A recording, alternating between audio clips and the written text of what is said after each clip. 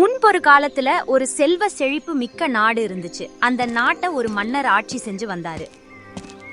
அவரோட அரண்மனையை சுத்தியும் விசாலமான ஒரு பெரிய தோட்டம் இருந்துச்சு. அந்த தோட்டத்தை பராமரிப்பதற்கு நிறைய தோட்டக்காரங்களும் இருந்தாங்க. அங்க இருந்த மண்ணோட வளமும் ரொம்ப நல்லாவே இருந்துச்சு. ஆனா அந்த தோட்டத்துல ஒரு சின்ன செடி கூட முளைக்கவே இல்லை. இத பார்த்த அந்த மன்னருக்கு ரொம்பவும் வருத்தமும் விரக்தியும் இருந்துச்சு.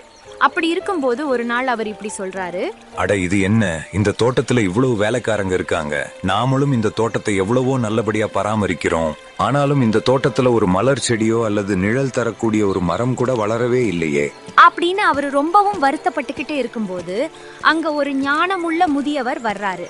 அவர் அங்க வந்து அரசர்கிட்ட இப்படி சொல்றாரு, அரசே, உங்க தோட்டக்காரங்க யாருமே இந்த தொழிலை சரியாவே புரிஞ்சுக்கல. அதனாலதான் உங்களோட தோட்டத்துல இப்போ வரைக்கும் ஒரு சின்ன செடி கூட முளைக்கல. நீங்க சொல்றது எனக்கு ஒண்ணுமே புரியலையே, இதுக்கு என்ன அர்த்தம்? அரசே, உங்க தோட்டத்துல வேலை செய்யற எல்லாரோட அப்பாவும் தாத்தாவும் அவங்களுக்கு முன்னாடி தோட்ட வேலை செஞ்சவங்க இல்ல, அவங்க வேற வேற தொழிலை செஞ்சவங்க. அப்படி இருக்கும்போது அவங்க எப்படி தோட்டத்தை நல்லபடியா பராமரிக்க கத்துக்கிட்டு இருப்பாங்க? ஒருவேளை அவங்களோட அப்பாவும் தாத்தாவும் இதே வேலையை செஞ்சவங்களா இருந்தா நிச்சயமா இவங்களுக்கும் இந்த வேலை ரொம்ப நல்லாவே தெரிஞ்சிருக்கும். ஆமா ஞானியே, நீங்க சொல்றது உண்மைன்னு நான் ஏத்துக்கிடுறேன். இந்த விஷயம் எனக்கே இவ்வளவு நாளா தோணாமலே போயிடுச்சு. சரி, ஆனா இப்போ இதுக்கு நான் என்ன செய்யறதுன்னு சொல்லுங்க. நீங்க முதல்ல தன்னோட தந்தையும் தாத்தாவும் தோட்டக்காரர்களாகவே இருந்த ஒரு தோட்டக்காரரை நம்ம சுத்தி இருக்கிற கிராமத்துல தேடி கண்டுபிடிக்கணும். அப்படி ஒருத்தரை கண்டுபிடிச்சு உங்களோட தோட்டத்துல வேலைக்கு வச்சா சீக்கிரமாவே உங்க தோட்டத்துல பசுமையான புட்களும் அழகான மலர்களும் நிரம்பும். அதுக்கப்புறம் உங்க தோட்டத்திலிருந்து கிடைக்கிற சுவையான பழங்களையும் நீங்க சாப்பிடலாம் அப்படின்னு அந்த ஞானி சொல்றத கேட்ட அரசரும் அதுக்கு சம்மதம் தெரிவிக்கிறாரு. அதுக்கப்புறம் அரசர் தன்னோட தூதுவர்களை அனுப்பி அவரோட ராஜ்யத்துல இருக்கிற ஒவ்வொரு கிராமம், நகரம், குக்கிராமங்களுக்கு போய் அப்படி ஒருத்தர் கண்டுபிடிக்க சொல்றாரு. அப்படி அரசரோட தூதர்கள் தேடி அலைஞ்சதுல 40 நாட்களுக்கு அப்புறம் தான் ஒருத்தரை கண்டுபிடிக்கிறாங்க. இந்த வீட்டுலதான் அந்த தோட்டக்காரர் இருக்கிறாரா? ஆமாய்யா, ஆனா அவன் ரொம்பவும் ஏழை. அவனுக்கு இந்த ஊர்ல நிறைய கடனும் இருக்கு அப்படின்னு அந்த தோட்டக்காரர் வீட்டுக்கு பக்கத்து வீட்டுக்காரர் சொல்றாரு. அதுக்கப்புறம் அரசரோட தூதர்கள் அந்த தோட்டக்காரரோட வீட்டு கதவை தட்டி கூப்பிடுறாங்க. வீட்டுல யாராவது இருக்கீங்களா? நாங்க அரசரோட தூதுவர்கள் வந்திருக்கோம், கொஞ்சம் வெளியே வாங்க அப்படின்னு அவங்க சொல்றத கேட்டுட்டு அந்த வீட்டுல இருந்த தோட்டக்காரரான கபிலன் வெளியே வந்தாரு. அவரோட மனைவியும் அப்புறம் அவரோட மகனும் கூடவே இருக்கிறாங்க. என்ன அரசருடைய தூதர்களா? என்ன விஷயம்? நீங்க எதுக்காக இங்க வந்திருக்கீங்க? நாங்க யாருமே எந்த தவறும் செய்யலையே. ஐயா, பயப்பட வேண்டாம், நாங்க ஒரு நல்ல செய்தியோட தான் வந்திருக்கோம். அரண்மனையில இருக்கிற தோட்டத்துல உங்களை வேலைக்காக அரசர் அழைச்சிட்டு வர சொன்னாரு. எங்க கூட வந்து அரசருக்கு தோட்டக்காரரா வேலை செய்ய முடியுமா? ஐயா, என்ன மாதிரி ஒரு ஏழை அரசர்கிட்ட எப்படி போறது? என்கிட்ட இப்போ உடுத்துறதுக்கு நல்ல துணிகள் கூட இல்ல. அது ஒரு பெரிய விஷயமே இல்ல. இதோ இப்பவே உங்களுக்கும் உங்க குடும்பத்துக்கும் புதிய ஆடைகளை கொண்டு வந்து கொடுக்கிறோம் அப்படின்னு சொல்லிட்டு அரசரோட தூதர்கள் அந்த தோட்டக்காரருக்கு புதிய ஆடைகளை வாங்கி கொடுக்கறாங்க. அதுக்கப்புறம் அந்த தோட்டக்காரர் இப்படி சொல்றாரு, ஐயா, நீங்க எங்களுக்கு துணிமணிகள் வாங்கி கொடுத்துட்டீங்க, சரி. ஆனா நாங்க இந்த கிராமத்துல நிறைய பேருக்கு கடன் கொடுக்க வேண்டி இருக்கு. அந்த கடனை எல்லாம் நான் திருப்பி கொடுக்கணும் இல்லையா?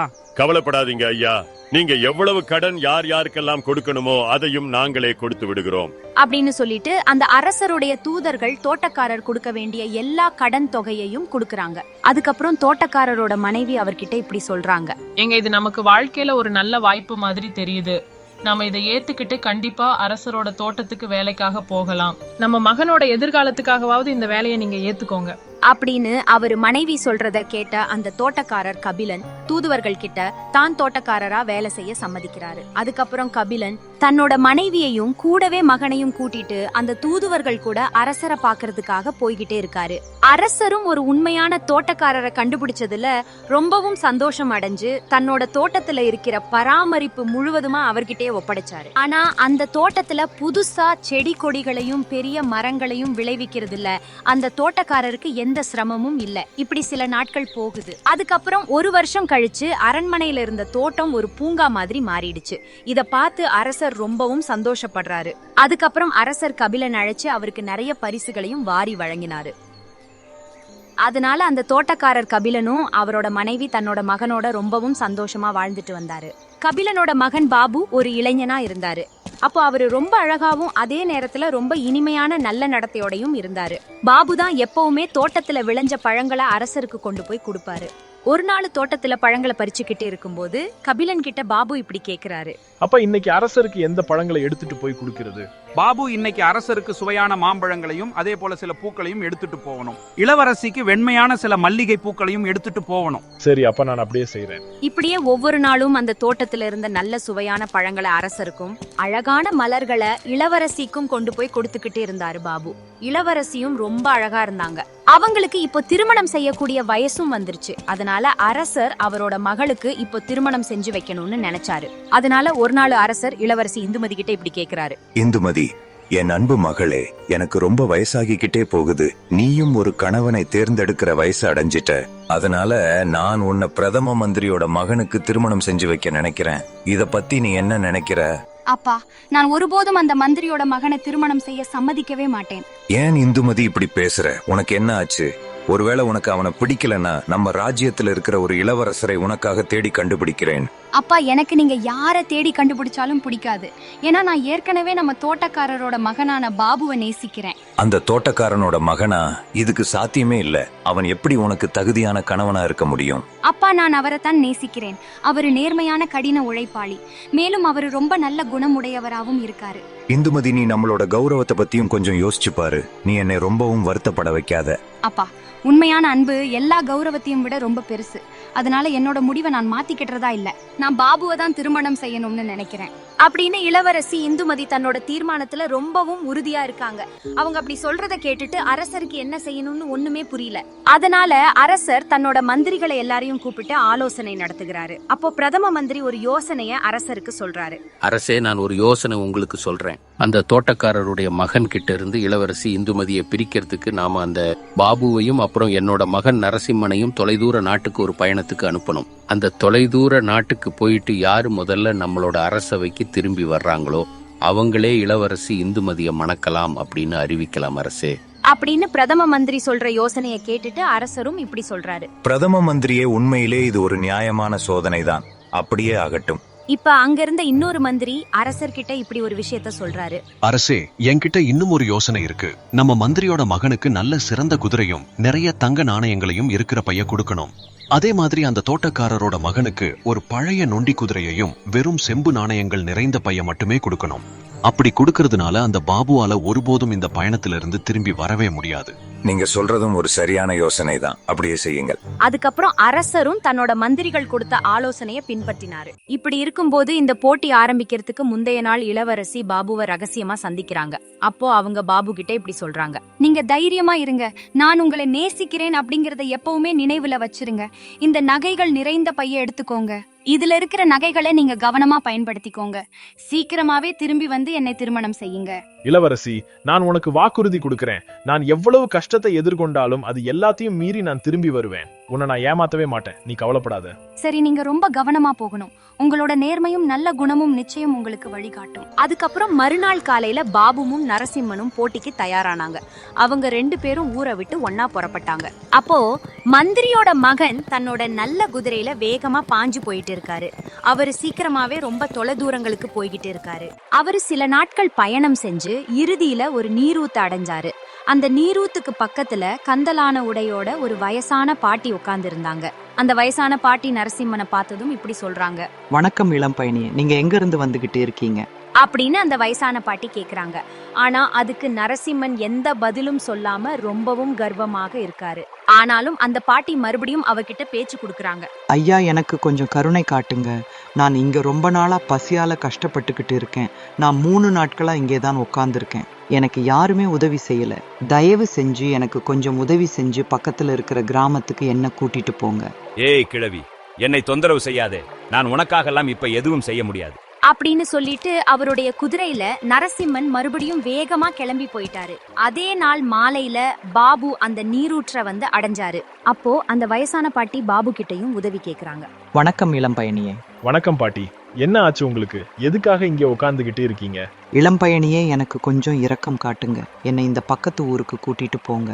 நான் ரொம்ப நாளா சாப்பிடாம இங்கேயே கஷ்டப்பட்டுக்கிட்டு இருக்கேன். என்னால நடக்க கூட முடியல.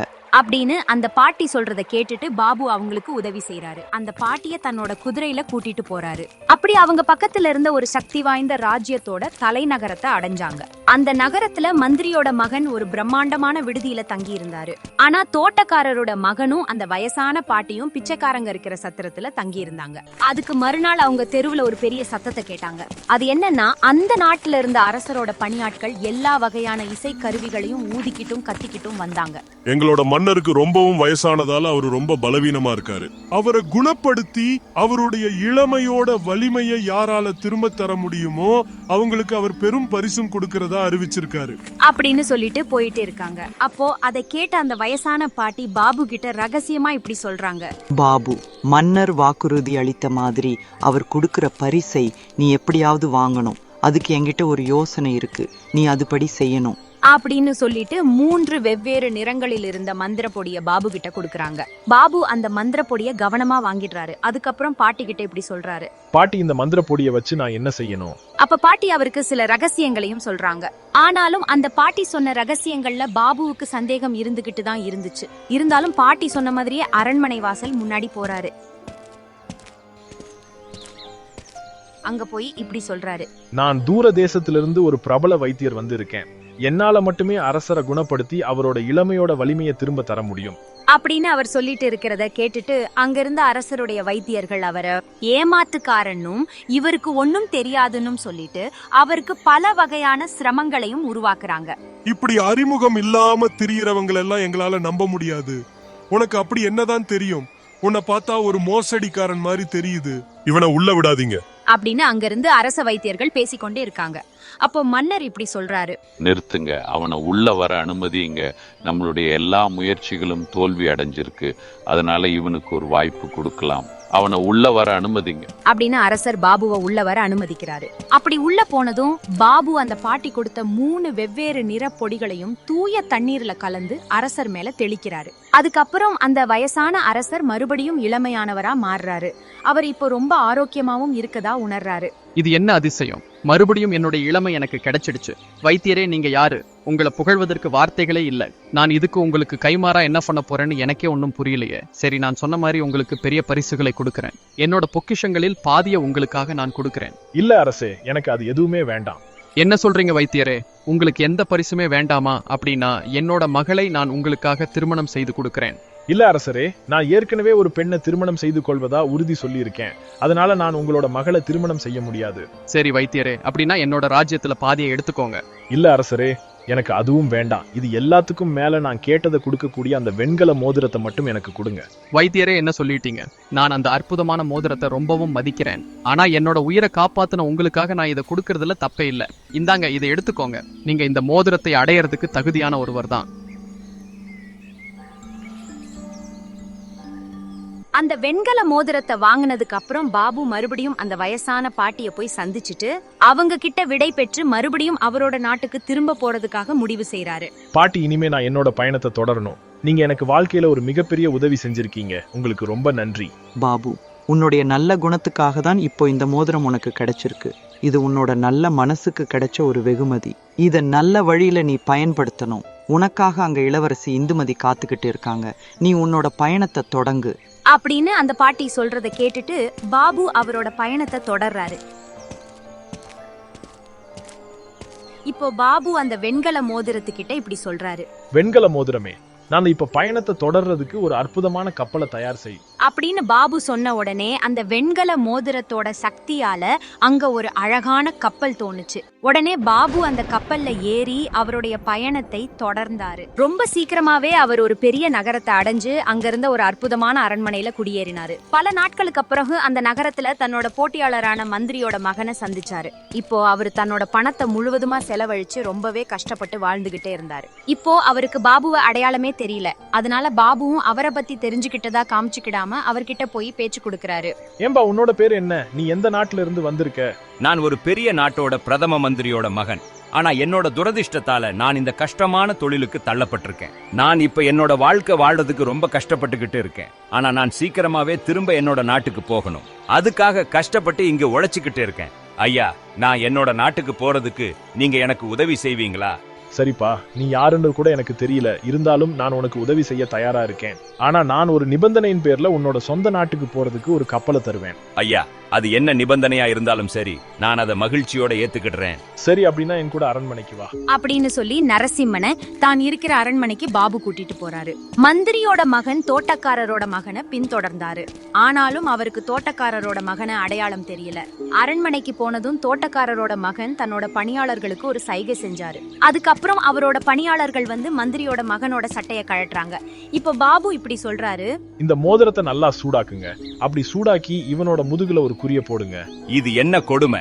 வேண்டாம், அப்படியெல்லாம் செய்யாதீங்க. நீ உன்னோட சொந்த நாட்டுக்கு போகணும்னா இதுதான் என்னுடைய ஒப்பந்தம். இந்த ஒப்பந்தத்துக்கு நீ சம்மதம் சொன்னா நான் அதற்கான கப்பலை உனக்காக தயார் செய்வேன் அப்படின்னு தோட்டக்காரரோட மகன் சொன்னதை கேட்டுட்டு நரசிம்மன் சம்மதிக்கிறாரு. நரசிம்மனோட முதுகுல பணியாட்கள் ஒரு குறியையும் போடுறாங்க. அதுக்கப்புறம் அரண்மனையிலிருந்து வெளியே போய் தன்னோட வெண்கல மோதிரத்தை எடுத்த பாபு இப்படி சொல்றாரு, வெண்கல மோதிரமே ஒரு சாதாரண பாய்மர கப்பலை உருவாக்கு அப்படின்னு அவர் சொன்ன உடனே அங்க ஒரு பாய்மர கப்பல் தோன்றியது. மந்திரியோட மகன் இப்போ அந்த பாய்மர கப்பல்ல ஏறி தன்னுடைய பயணத்தை மேற்கொள்றாரு. அவருக்கு சாதகமா காத்திரும் வீசினதுனால இறுதியில அவர் தன்னோட சொந்த நாட்டையும் அடைஞ்சாரு. அங்கிருந்த பிரதம மந்திரியும் ராஜாவும் அவரோட இந்த பரிதாபமான நிலையையும் பொருட்படுத்தாம அவரை ரொம்பவும் மகிழ்ச்சியோட வரவேற்றாங்க. அரசே, நீங்க சொன்ன மாதிரி நான் தான் முதல்ல திரும்பி வந்திருக்கேன். நான் தான் இந்த போட்டியில ஜெயிச்சிருக்கேன். அதனால இப்போ உங்களோட வாக்குறுதியை நிறைவேற்றுங்க. இளவரசியை எனக்கு திருமணம் செய்து வையுங்க அப்படின்னு நரசிம்மன் சொல்றாரு. அதனால அரசரும் உடனே திருமண விழாவை தயார் செய்ய ஆரம்பிச்சாரு. ஆனா இளவரசிக்கு இதுல கொஞ்சம் கூட விருப்பமே இல்லை. இப்போ அவங்க ரொம்ப கவலையோடையும் கோபத்தோடையும் இருந்தாங்க. இப்படி நடந்திருக்க வாய்ப்பே இல்ல. என்னோட காதலன் எங்க? அவர் நிச்சயமா திரும்பி வருவாருன்னு நான் நம்புறேன். அதுக்கு மறுநாள் காலையில ஒரு அற்புதமான கப்பல் அந்த நகரத்துக்கு வந்துச்சு. அந்த நேரம் அரசர் அரண்மனையில இருந்து அந்த கப்பலை பாக்குறாரு. இது என்ன விசித்திரமான கப்பல்! இப்படி ஒரு பிரம்மாண்டமான கப்பலை நான் இதுக்கு முன்னாடி பார்த்ததே இல்லையே. இது ஒரு பெரிய அரசரோட கப்பலா இருக்குமோ அப்படின்னு சொல்லிட்டு அந்த கப்பலில் இருந்த இளவரசரை அழைச்சிட்டு வருவதுக்கு தன்னோட பணியாட்களுக்கு உத்தரவிடறாரு. அவருடைய பணியாட்களும் அதுக்கு கட்டுப்பட்டு விரைவிலேயே அந்த கப்பலில் இருந்த ஒரு அழகான இளவரசரை கூப்பிட்டு வராங்க. அந்த இளவரசர் ரொம்பவும் செல்வந்தர போல இருக்காரு. இளவரசே, நீங்க யாரா இருந்தாலும் சரி, நீங்க எங்களோட நகரத்துல விருந்தாளியா கொஞ்ச நாள் தங்கணும். ரொம்ப நன்றி அரசரே, நான் உங்களோட வரவேற்பை ஏத்துக்கிடுறேன். என்னோட மகளுக்கு திருமணம் நடக்கவிருக்கு. நீங்க இங்க இருந்து அவளை ஆசீர்வாதம் செய்யணும். ரொம்ப சந்தோஷம் அரசரே, அப்படியே ஆகட்டும். கொஞ்ச நேரத்திலேயே இளவரசி இந்துவும் மணமகனும் வந்தாங்க. இப்போ அதை பார்த்துட்டு அந்த இளவரசர் இப்படி சொல்றாரு, அட இது என்ன? இந்த அழகான இளவரசியை இப்படிப்பட்ட ஒருத்தருக்கு திருமணம் செஞ்சு வைக்க விரும்புகிறீங்களா? ஆனா அவன் என்னோட பிரதம மந்திரியின் மகன். இவன் என்னோட பணியாட்கள்ல ஒருத்தனா இருந்தான். இப்படிப்பட்ட ஒருத்தனுக்கு நீங்க உங்களோட மகளை திருமணம் செஞ்சு வைக்க விரும்புறீங்களா? என்ன சொல்றீங்க இளவரசரே? உங்களுடைய பணியாளா இருந்தானா? ஆமா, நான் சொல்றது உண்மைதான். நான் அவனை ஒரு தூர தேசத்துல சந்திச்சேன். அங்க ரொம்பவும் கஷ்டப்பட்டு ஒரு சுமை தூக்கும் தொழிலாளியா வாழ்ந்துட்டு வந்தான். நான் தான் அவன் மீது இறக்கப்பட்டு அவன் இந்த நாட்டுக்கு திரும்பி வர்றதுக்கு ஒரு பாய்மர கப்பலையும் கொடுத்தேன். இப்படி நடந்திருக்க சாத்தியமே இல்ல. நீங்க சொல்றது உண்மையா இருக்க முடியாது. அப்படின்னா நான் சொல்றதை நிரூபிக்க விரும்புகிறீங்களா? உங்க மகனோட மேல் சட்டையை கழற்ற உத்தரவிடுங்க. அவனோட முதுகுல என்னோட மோதிரத்தோட குறி இருக்கும். அப்படி அந்த இளவரசர் சொல்றதை கேட்டுட்டு அரசரும் உத்தரவிடுறாரு. இப்படி அரசர் சொல்றதை கேட்ட நரசிம்மன் இந்த அவமானத்திலிருந்து தன்னை காப்பாத்திக்கிட்டதுக்காக அந்த இளவரசர் சொல்றது எல்லாமே உண்மை அப்படின்னு ஒத்துக்கிடுறாரு. அதுக்கப்புறம் அந்த இளவரசர் இப்படி சொல்றாரு, அரசே, உங்களால இப்பவும் என்னை அடையாளம் காண முடியலையா? அப்படின்னு அவர் சொல்றதை கேட்டுட்டு இளவரசி கண்கள்ல கண்ணீரோட ஓடி வராங்க. நான் உங்களை அடையாளம் காண்றேன். நீங்க அந்த தோட்டக்காரரோட மகன் பாபு தான். நீங்க திரும்பி வந்துடுவீங்கன்னு எனக்கு நல்லாவே தெரியும். நீங்க தான் என்னை திருமணம் செய்யணும். அதுக்கப்புறம் அந்த தோட்டக்காரரோட மகனான பாபு இளவரசி இந்துமதியை திருமணமும் செய்யறாரு. அதுக்கப்புறம் அவங்க எல்லாரும் சந்தோஷமா வாழ்றாங்க. நண்பர்களே, இந்த கதை பிடிச்சிருந்தா ஒரு லைக் பண்ணிக்கோங்க. இது மாதிரி சிறந்த கதைகளுக்கு நம்ம சேனலை சப்ஸ்கிரைப் பண்ணி அடுத்தடுத்த எபிசோட்ஸ்ல ஜாயின் பண்ணிக்கோங்க. கூடவே அந்த பெல் பட்டனையும் கிளிக் பண்ணிக்கோங்க.